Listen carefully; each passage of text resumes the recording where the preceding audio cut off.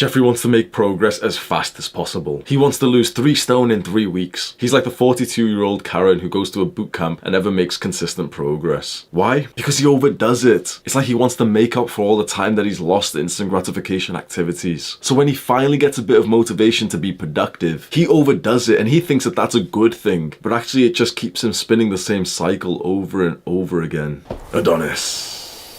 Adonis understands the nature of self-improvement. He knows exactly what it takes to make progress. You have to be in it for the long haul. You'll never see Adonis doing a 30-day squat challenge or setting himself some ridiculous weight loss goals. Why? Because he understands that this isn't a 30 or a 90-day challenge. This is for life. And so he sets himself on a program that he can sustain for life. Even though technically Adonis makes less progress than Jeffrey in the first few days because Jeffrey overdoes it and does 3-hour workouts, Jeffrey quits. Adonis continues for life. That's how he's built so much success in the areas that he cares about. Imagine being a young man going through puberty at a time when you really need calories to like up your bone density and build some muscle mass. You're 16 years old and your brother convinces you to get onto a 600 calorie diet. We were skinny fat at the time, which if you don't know is kind of like the worst body that you can have as a young man. You're skinny, but you're not like boy lean, and you're kind of fat, like you've got like a weird stomach, but you're not like sizable fat where you look kind of big and you've got like a little bit of strength. You're the worst of the worst. I remember my lunch inside of school was literally just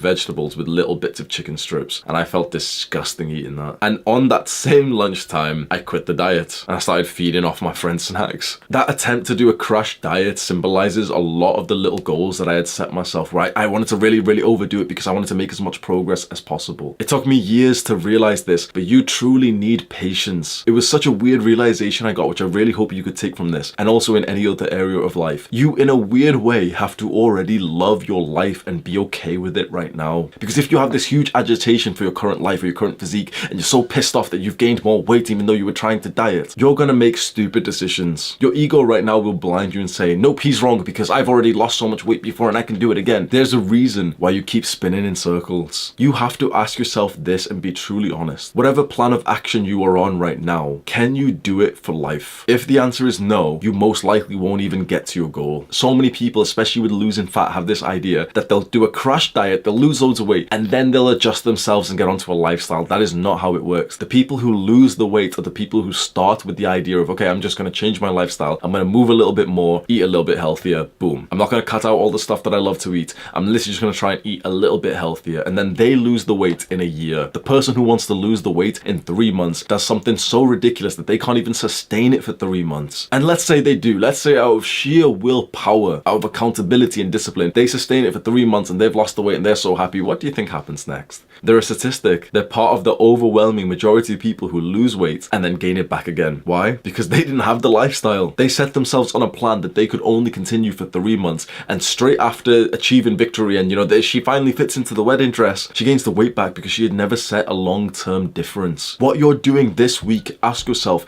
could you sustain it for at least a couple of years? Or are you overdoing it? Have you reduced your calories too much? Have you restricted yourself so much? This is why everyone who's reached success in the area that you want to improve on will tell you the same piece of advice, which is start small. Start by doing 10, 15, 20-minute workouts. Yes, that's right. Start by doing 10-minute workouts. If you aren't consistent in exercising right now, I guarantee it's because every month or so you try and do a full-length workout and you do it and you're like, oh my god, this is so awesome. It burns so much. Then the next day and the multiple days after that, you feel like you're so sore, and then you don't go to the gym for an entire week. Then it turns to 2 weeks and 3 weeks and 4 weeks. Lose your ego and lower the bar to success way lower than what you currently have it set, because you aren't that good. If you've been exercising consistently, then yes, you can go ahead and do a 2-hour workout. But even people who have been exercising for like 5 years usually don't even do 2-hour workouts. What makes you think that you are more athletic than someone who's been doing this for half a decade? You are not. Maybe, just maybe, you might be good enough to do a 10-minute workout consistently. If you feel pissed off, good. Consider your actions in the last few years, especially in the specific area that you want to improve on. Let's say with your mental health. In the last few years, you've watched a lot of porn, which your mental health. You've played video games, which your mental health. You spent hours and hours on social media, which up your mental health. Your diet's been pretty which f***ed up your mental health. Your sleep's been... You see what I'm getting at? For years, you have destroyed your mental health. So what makes you think that you can sit down today and meditate like a monk? Oh, but Hamza, I tried to meditate, but I couldn't clear my mind of thoughts. Shut the f*** up. You do realize people train for decades to be able to clear their mind of thoughts. What makes you think that you would get it today? How about you try and just sit down, press the 3-minute option on the meditation app, and no matter what happens, that's progress because you sat down for 3 minutes where you close your eyes and you at least try to be mindful. That's progress. That is the progress that you deserve. I see too many people just make no real progress because they expect too much of themselves to begin with. You know, when I started meditating, I couldn't even do the 3-minute, like 3 minutes was the lowest option on the app. I couldn't even last 3 minutes. Sounds kind of sexual.